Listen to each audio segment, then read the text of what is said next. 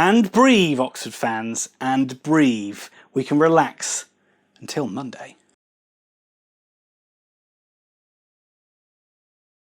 Hello everybody and welcome back to Very Biased Opinions. It seems like it's been a long time, hasn't it? But it's finally time to do a review of another Oxford United game. It's a big one. It's the playoff semi-final first leg where Oxford are away to Portsmouth. So myself and Thomas have already done a long video about what we think about this game, so I'm just going to jump straight into team news. Oxford lined up exactly how I wanted them to line up. I wanted Ben Woodburn to start in the midfield instead of Mark Sykes, and I also wanted Long to start at right back, but the biggest surprise was obviously John Messinio not starting and Carl Robinson choosing to go with Elliot Moore. Not a bad replacement at all, because Moore's a fine defender, although it is a bit surprising because Messinio's been so good alongside Rob Dickie all season. Portsmouth also surprised as well by having Marquis on the bench and starting with Harrison up front.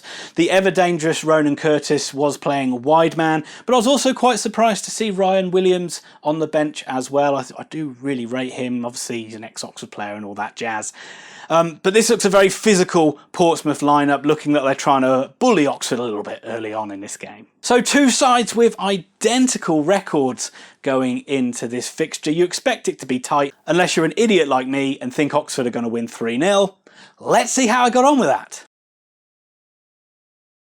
Well, I was wrong, wasn't I? I was wrong. All you fans that commented saying I was a fool for backing Oxford to win 3-0, you are fully justified in saying that I am a fool. But it still was a very respectable draw that Oxford got in this one, and we'll go back to the Kassam Stadium level on Monday because the game finished Portsmouth 1, Oxford United 1. Let's not beat around the bush on this one. Oxford started poorly. They were so bad at the start of this game. Up until the water break, which came after about 25 minutes, this was all Portsmouth. Oxford could barely put 2 or 3 passes together.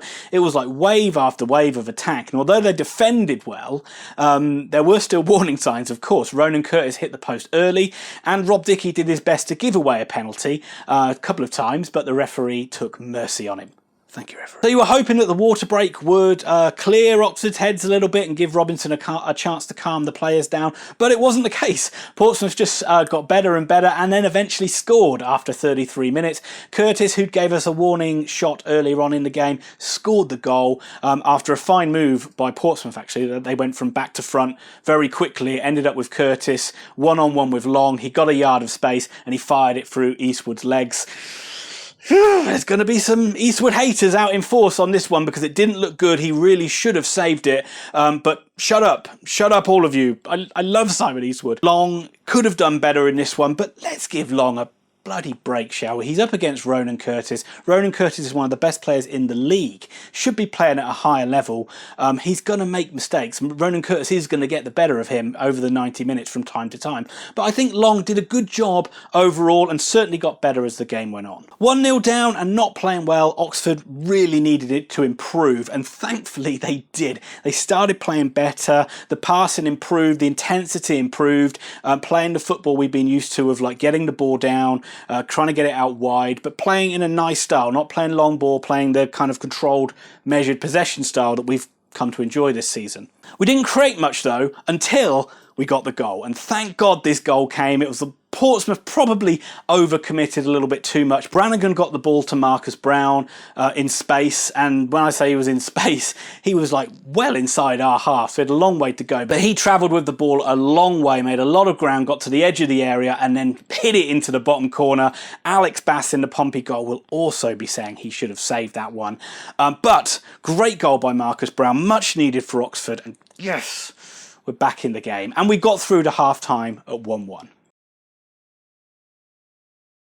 Second half seemed like it was a golden handshake by both managers and players very early on in this one, because I wouldn't say there was any lack of effort, but there was certainly a lack of quality, and it looked like very early on that both sets of players and managers were quite content to keep it to 1-1 and let's sort it out at the Kassam Stadium on Monday. Oxford were okay in the second half without really threatening too much. The passing did improve, but as again, chances were at a premium. Portsmouth played a lot more direct, not long ball, just got the ball forward early, and obviously whenever time they got wide and got Curtis on the ball, they looked very, very threatening indeed, and they also looked threatening from set pieces. Simon Eastwood did make a good save from Burgess with a header, so, you know, let's not shit on Eastwood too much. He did make a good save there. Generally, the game petered out into a scrappy 1-1 draw in the end. A bit of a concerning news was that Cameron Brannigan went off injured with a hamstring injury. Hopefully he's not too bad.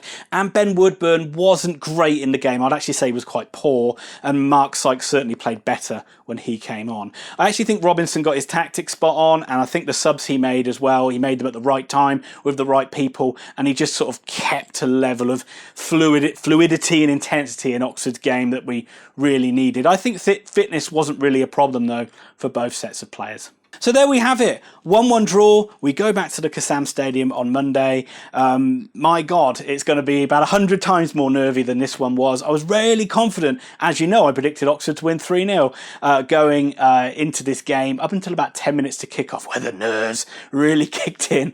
And oh my God, it's going to be so much worse on Monday. But you know I'm going to do something stupid. Why not? Let's just do it. Oxford are going to win 5-0. It'll be easy. That'll just about do it for this review. I hope you enjoyed it, and if you did, hit that like button because that helps us out so much on YouTube. And also, if you do like the content on the channel, hit that subscribe button and also hit the notify bell so you don't miss out on any future videos. I'll be back on Monday with the review of the second leg. Have a great weekend, and I'll see you then.